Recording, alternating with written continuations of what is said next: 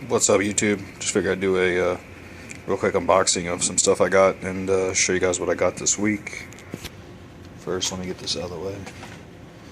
I picked up a handful of Morgans, a couple Walkers, and this guy. I don't have any of these Colombian halves yet, but that was the first one I got. A handful of Mercs. It's a little bit of gold. My lighting sucks, but quarter ounce maple, 10th maple,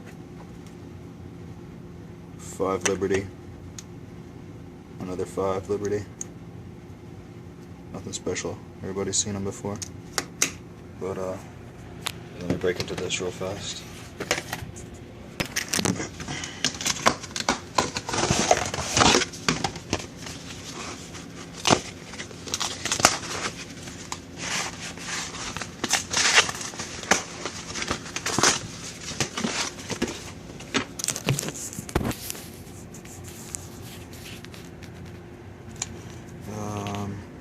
Looks like I got 2 Dos Pesos and 2.5 Dos Peso.